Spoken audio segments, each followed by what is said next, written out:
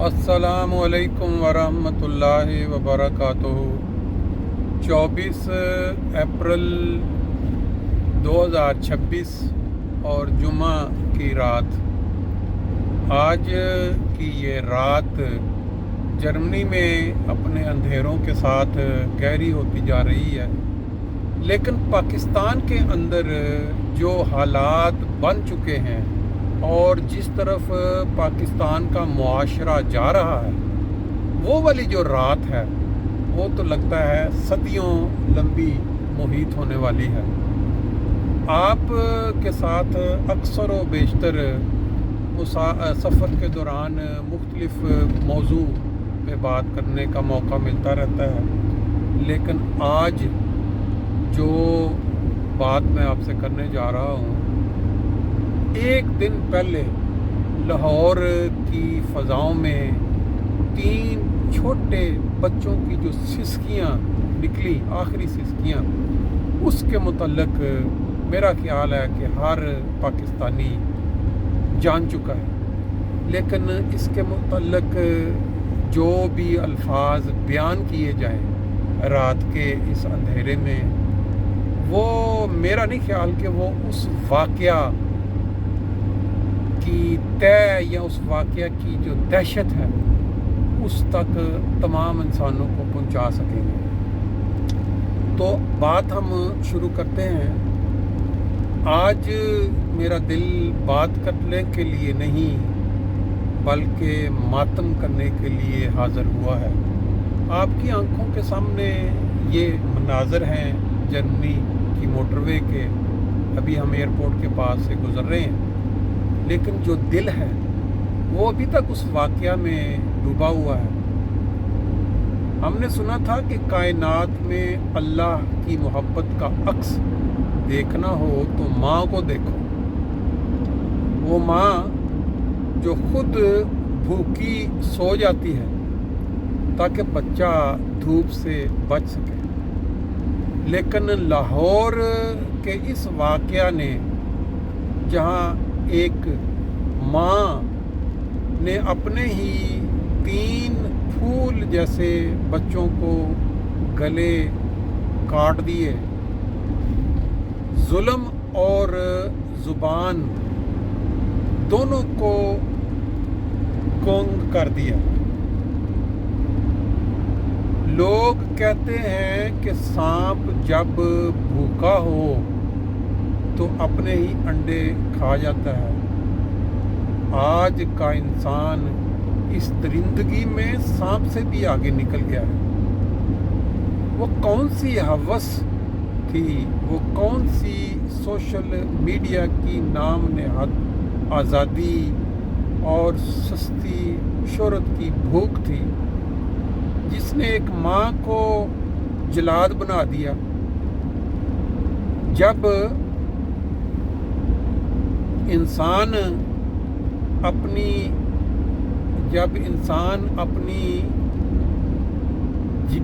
जिबिलतों और जिनसी आज़ादी के नाम पर इखलाकी हदूद को तोड़ता है, तो फिर उसे अपने ख्वाबों के रास्ते में अपने ही बच्चे बोझ लगने लगते हैं। ये सोशल मीडिया का जहर हमारी रगों में उतर रहा है। जहां रिश्तों के तकद्दुस से ज़्यादा अपनी अना और लज्जत को मुकद्दम रखा जा रहा है। अफसोस तो इस बात का है कि हम इस मुआशरे में रह रहे हैं जो सुबह शाम मज़हब का नाम लेता है, लेकिन अमल के नाम पर यहाँ सिर्फ नफ़रत की चक्की चल रही है।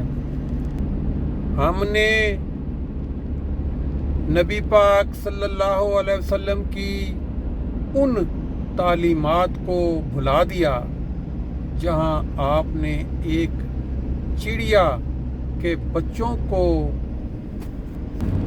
चुराने पर भी नापसंदीदगी फरमाई थी।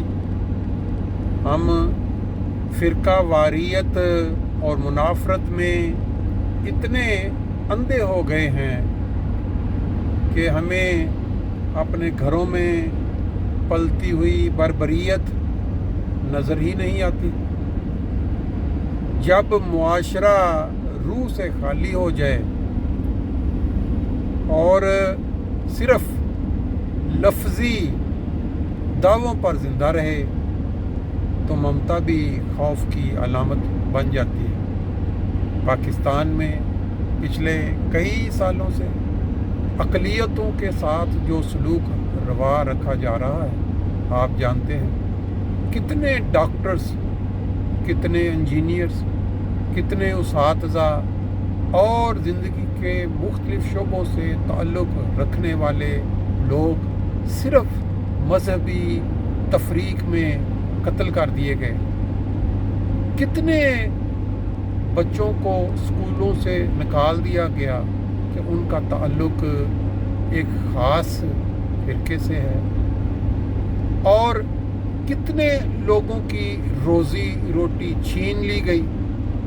پھر نبی کریم صلی اللہ علیہ وآلہ وسلم جو کہ رحمت العالمین تھے، ان کی تعلیم کے ساتھ بھیانک مذاق کرتے ہوئے، وہ جو انہوں نے پیار محبت کا درس دیا غیروں کے دل جیتنے کے لیے، اس کے مخالف چلتے ہوئے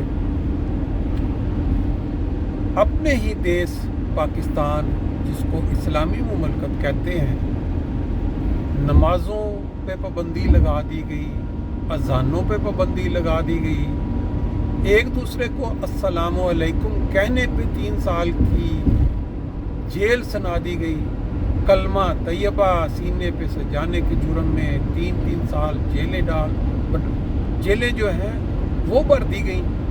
پھر آج کے دور میں اگر آپ دیکھ لیں، قرآن پاک پڑھنے پہ، قرآن پاک رکھنے پہ عمر قید، عید پڑھنے پہ جیل، نماز جمعہ پڑھنے پہ جیل، پھر بچوں کو قرآن سکھانے پہ جیل، عید کی قربانی کرنے پہ جیل، مردوں کو قبرستان میں دفن کرنے پہ جیل۔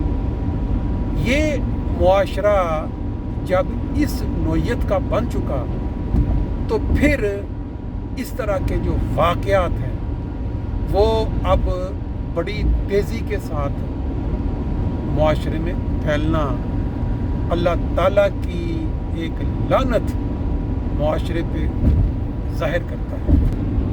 پچھلے چند ہفتوں کے اخبارات اٹھا کر دیکھیں، درجنوں ایسے واقعات ملیں گے۔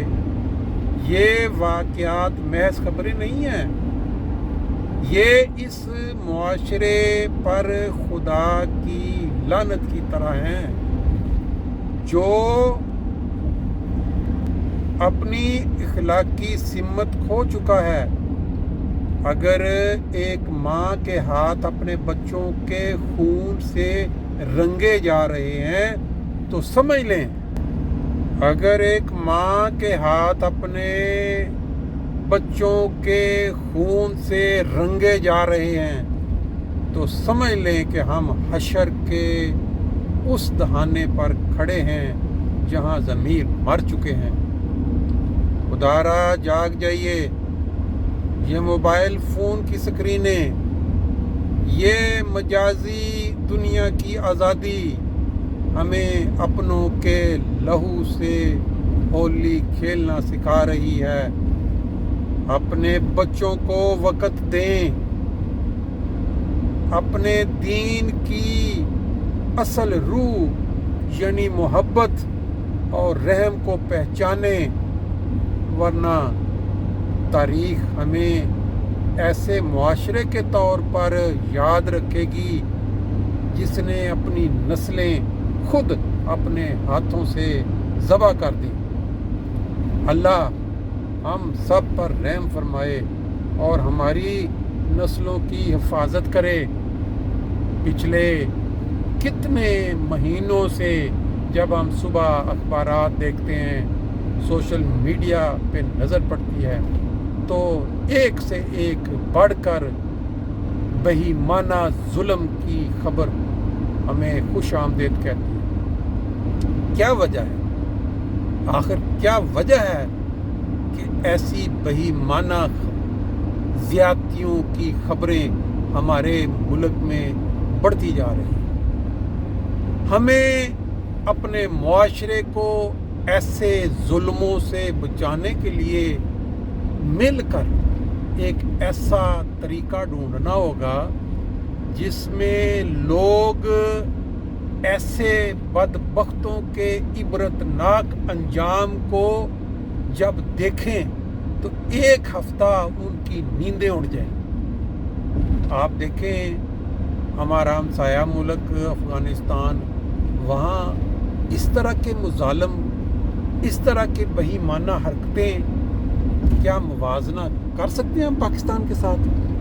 وہاں طالبان نے بعض ایسی ظالمانہ سزائیں دیں، لیکن اس کا فائدہ یہ ہوا کہ معاشرے کے اندر ایک خوف کا عالم پیدا ہو گیا۔ ہم جو سنتے ہیں کہ اب وہاں جرائم بہت کم ہو گئے، لیکن یہاں پاکستان کے اندر پنجاب حکومت نے CCD بنائی، اس سے کافی جرائم پہ فرق پڑا، باوجود اس کے کہ وہ قوانین کے خلاف ہے۔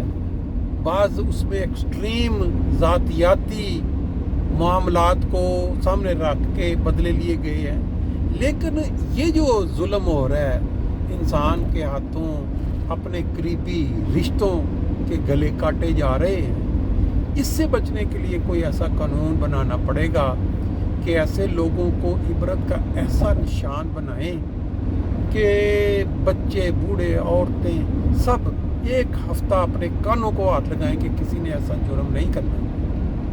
اور پھر جو ملک میں مذہبی منافرت کو ہوا دی جا رہی ہے، اس کے خلاف یہ قانون ہونا چاہیے۔